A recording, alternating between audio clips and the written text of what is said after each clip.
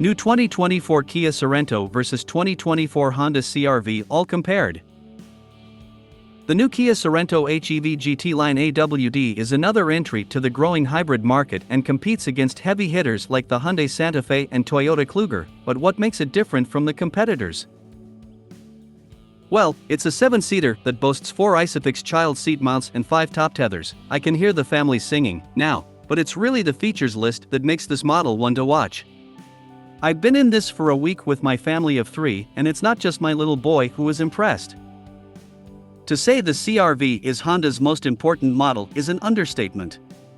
It's one of the top-selling models in the United States, has a long history that started in the 1990s and a loyal customer base.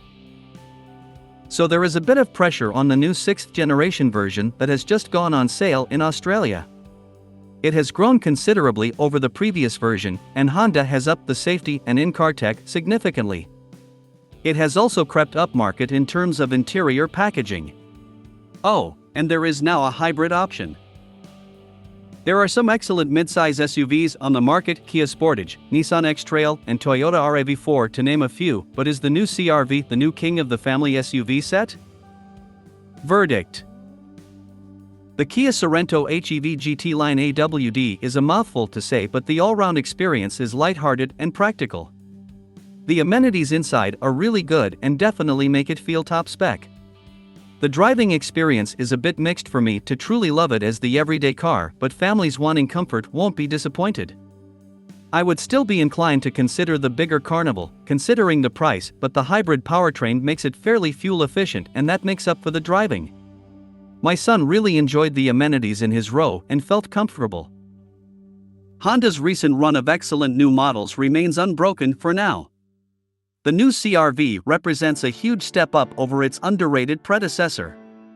It excels when it comes to value for money, interior packaging, design, and on-road performance. The e-HEV RS Hybrid is my pick of this range, and hopefully Honda will add more hybrid grades eventually. The medium family SUV segment has never been more competitive, and Honda has just made life very difficult for every single one of its rivals. Design: the Sorento is a good-looking SUV that has a refined shape. There's enough going on to stir some interest, like the chrome paneling and accents, 19-inch alloy wheels, and wide LED lights. Standing at 1,900 mm tall, the SUV tag feels deserved, but the 4,810 mm length and 1,700 mm width makes it feel well proportioned for urban adventures, too. The interior is beautifully appointed with soft touchpoints, quilted Nappa leather mixed with synthetic leather trims and shiny chrome inserts. It looks on point for the market and definitely top spec. The CR-V has had a similar trajectory to another 90s model that helped start the SUV wave, the Toyota RAV4. Those with long memories will remember the original RAV4 2-door or 5-door, very small high-riding SUV with the option of a soft top in some markets. That model is now a larger medium family SUV, much like the CR-V. The Honda is largely unrecognizable as a relative of the 1997 original, except for a few cues.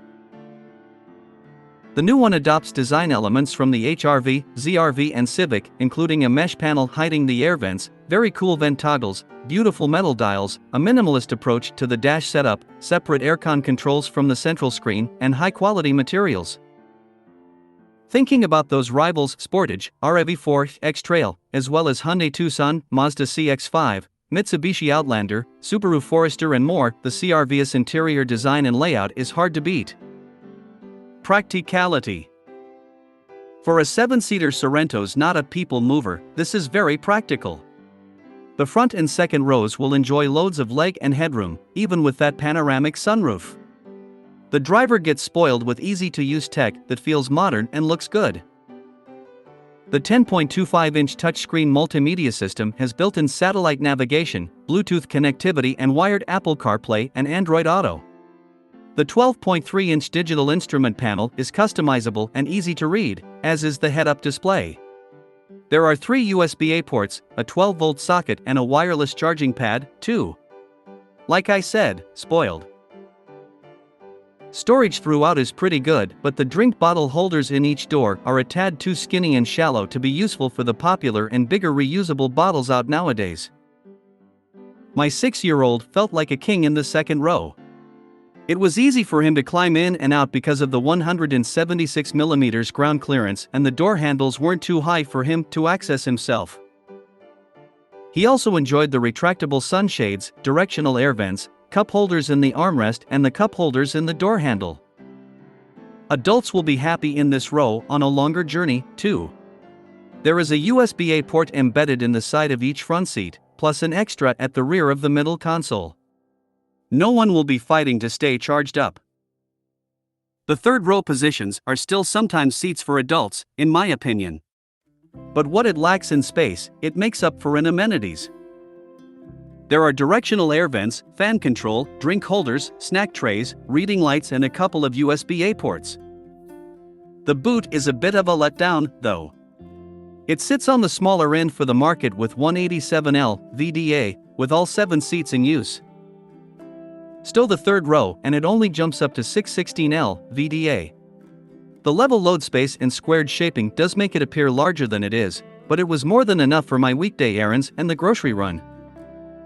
If you do need extra space, you can bump it to a massive 2011L VDA, with just the front seats in use. Impressively, you get a full-size spare tire, as well. The new CR-V, like the old one, is offered with the option of a third seating row on 2 petrol front-drive grades. Disappointingly, there were no 7-seaters on the launch, so I can't tell you how easy it is to get in and out of the rear row, or what the space is like. But we will review one soon, so keep an eye out for that. The new SUV is 69mm longer overall than its predecessor, which has liberated 40mm more for the wheelbase, thereby increasing interior and cargo space. It is also 11mm wider than before. Front and all-wheel drive 5-seaters come with a full-size alloy spare wheel, and the 7-seater front drivers have a space saver. The hybrid makes do with a tire repair kit. Price and features. There are only 2 models for the Sorento HEV variant. The only difference is one is a front-wheel drive and the other, ours, is an all-wheel drive. The AWD will cost you $69,750 before on-road costs. It ain't cheap, but if you're familiar with Kia, you'll know that GT line means top spec, and that means a great features list. You get the luxury items, like heated and ventilated front seats that have a Nappa leather mixed trim, heated outboard seats in the second row, heated steering wheel, 14-way electric driver's seat, 10-way electric passenger seat, panoramic sunroof, and a powered tailgate. The kitty features are superb with the aforementioned ISOFIX mounts and top tethers, 7 seats, 2/3/2 configuration, hard kick plates on front seat backs, cup holders galore, directional air vents in each row, and retractable sunshades on the rear doors. Despite the extensive features list, the price tag is average for the competitors and a little under the more expensive Toyota Kluger. By the end of the week, I did wonder what family would be wanting this over a soccer mom people mover, because if it's the 7 seats which interest you, you can pick up the top spec Carnival for the same cash, which might make it more practical for kid stowage. There are 7 grades in the new CR-V lineup, and all but one of them are powered by Honda's 1.5-liter turbocharged petrol engine. The VTX opens the range at $44,500, which, like all Hondas these days, since the brand shifted to an agency dealer model, is drive away. Of the petrol grades, there are 2 5-seat, front-wheel drive grades, VTIX, VTIL, 2 7-seat front-wheel drive variants, VTIX7, VTIL7, and 2 5-seat all-wheel drive models, VTIL AWD, VTIL XAWD. The latter costs $57,000 drive away. Higher grades have black leather appointed upholstery, the hybrid gains red stitching, keyless entry and start, active noise control, and front ambient lighting, while the VTIL XAWD and EHEV-RS have 19-inch alloys. As per Honda's new sales strategy, there are no options.